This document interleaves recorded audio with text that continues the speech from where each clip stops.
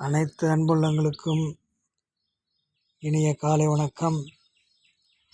புரட்சித் தலைவர் எம்ஜிஆர், புரட்சித் தலைவர் அம்மா ஆகிய இருவரையும் வணங்கி இந்த பதிவை வெளியிடுகிறேன். எல்லோரும் எப்படி இருக்கீங்க? எல்லோரும் நல்லா இருப்பீங்கன்னு நினைக்கிறேன். எல்லோரும் மேலும் மேலும் நன்றாக இருக்கிறதுக்கு எல்லாம் வல்ல இறைவனை வேண்டுகிறேன். இன்றைய அரசியல் பரபரப்பு எல்லோரும் ஏற்கனவே சமூக ஊடகங்களிலையும் தொலைக்காட்சிகளிலையும் பார்த்துருப்பீங்க.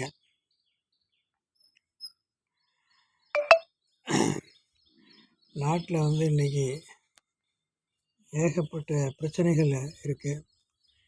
அதெல்லாம் பார்க்கணும். ஆனால் இப்போ தஞ்சாவூர் அந்த சைடெலாம் டெல்டா மாவட்டங்கிறதுனால தண்ணி இல்லாமல் பயிர்கள்லாம் வாட வேண்டிய சூழ்நிலை இருக்குது. கர்நாடக அரசு ஜூன் 12 தண்ணி நமக்கு திறந்து விடணும். அது தண்ணி திறந்து விடலை. இந்த மேகதாது இஷ்யூவை பற்றி இன்னும் எதுவும் கடினமான அறிக்கை எதுவுமே வெளியிடலை. ஒரு தீர்மானம் நிறைவேற்றினாங்க, அதை சப்மிட் பண்ணாங்க, அதோடு இருக்குது. அது சைடு போகட்டும். இவ்வளோ நாள் ஏன் தண்ணி திறந்து விடலை அப்படின்ட்டு யாரும் கர்நாடகாவை கேட்கல. புரட்சித் தலைவர் இருக்கும் பொழுது நேராகவே போய் கர்நாடக மந்திரியை பார்த்து பேசினாருன்னு வரலாறு இருக்குது. அவர் ஒரு விருந்தில் உட்காந்து சாப்பிடும்போது, அந்த முதலமைச்சர் அப்போ இருக்கிற முதலமைச்சர் கூட உட்காந்து சாப்பிட போகும்போது அவருக்கு சொல்லுவாங்க, எல்லாருக்கும் தெரிஞ்சிருக்கும். அவர் விற்கும்பொழுது அவங்க அம்மா தண்ணி கொடுத்தாங்களாம். அப்போ எம்ஜிஆர் தண்ணி சாப்பிட்லையா.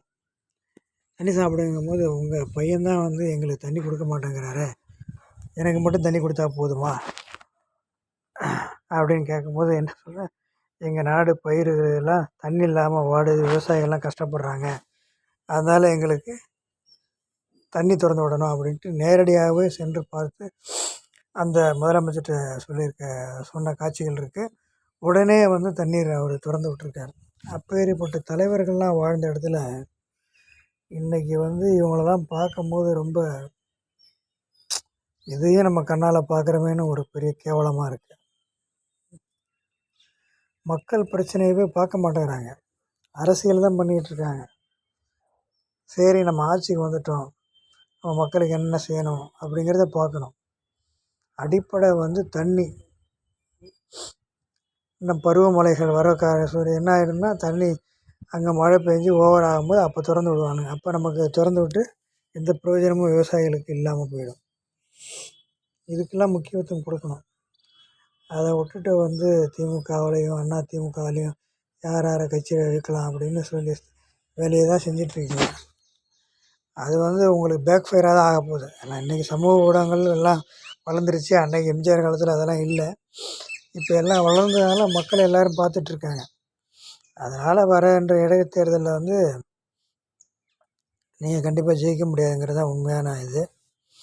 அதனால் இன்றைக்கி அந்த திமுகவில் ஜெகத் ரட்சகனுடைய மகன் போயிருக்கார். அவர் பெரிய பணக்காரர். எல்லாமே எந்த ஊழலை ஒழிக்கிறோம் அது இதுன்னு சொன்னீங்களோ அங்கேருந்து தான் எல்லாத்தையும் ஆளை பிடிச்சிட்ருக்கீங்க. ஆமாம், எத்தனை பேர் வேணாலும் வரட்டும் போட்டோம். ஆமாம், மக்கள் பார்த்து கொண்டு இருக்கிறார்கள். அதனால் என்னுடைய அறிவுரை என்னென்னா, மக்களுக்கு அடிப்படையான வசதிகளை முதல்ல செய்யுங்க. அங்கங்கே கரண்ட் கட்டுங்கிறாங்க, அதை பாருங்கள். அதெல்லாம் விட்டுட்டு விளம்பரம் தேடிக்கிட்டு இருக்காதீங்க என்பது தான் என்னுடைய இது. மற்றபடி நம்ம தொண்டர்கள் தொடர்ந்து களப்பணியாற்றுவோம். கண்டிப்பாக வருகின்ற இடைத்தேர்தலில் நாம் வெற்றி பெறுவோம்.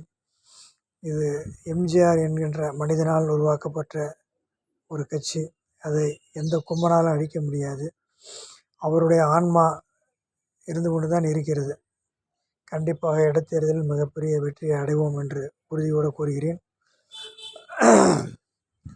அதனால் இன்றைய கருத்து இன்றைய பாடல் என்னென்னா,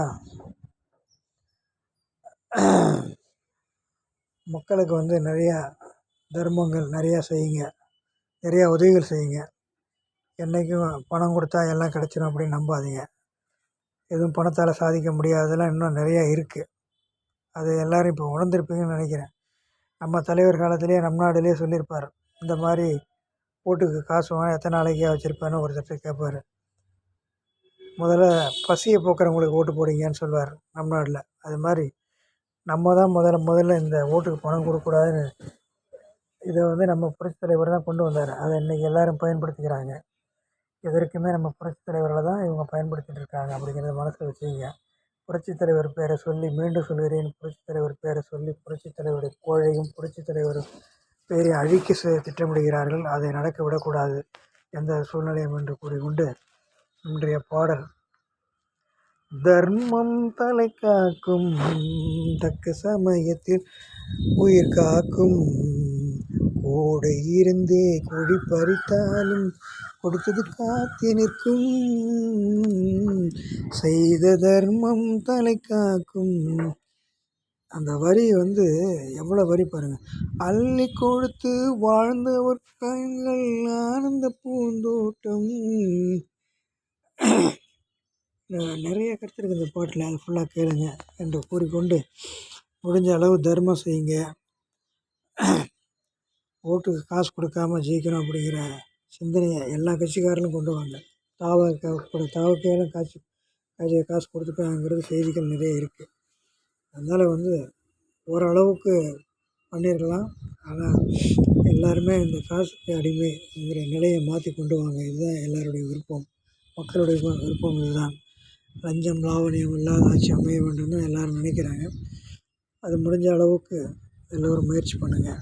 அதை வந்து சின்ன இதுலேருந்தே கொண்டு வரணும். அதை எம்ஜிஆர் அழகாக கொண்டு வந்தார், 10 வருஷம் கொண்டு வந்தார். அப்புறம் அம்மா இருந்தாங்க. இப்போ எல்லாம் அதெல்லாம் மாறி போயிருக்கு. அதெல்லாம் மாற்ற வேண்டும் என்று கூறிக்கொண்டு வருகின்ற இடைத்தேர்தலில் நாம் மகத்தான வெற்றி பெறுவோம். எல்லோரும் கடின உழைப்பு பண்ணுங்கள். ஊடகத்தில் செய்திகள் எல்லாம் நல்லா போடுங்க. நம்ம இளைஞர்கள் நல்லா ஊடகத்தில் வீடியோ போட்டு பதிவு பண்ணிக்கிட்டு இருக்காங்க. அனைத்து சகோதர சகோதரிகளுக்கும், வீடியோ போடுகின்ற சகோதர சகோதரிகளுக்கும் வாழ்த்துக்களை சொல்லுறேன். ஜனநாயகம் காக்கப்பட வேண்டும், அதுதான் நமக்கு முக்கியம்.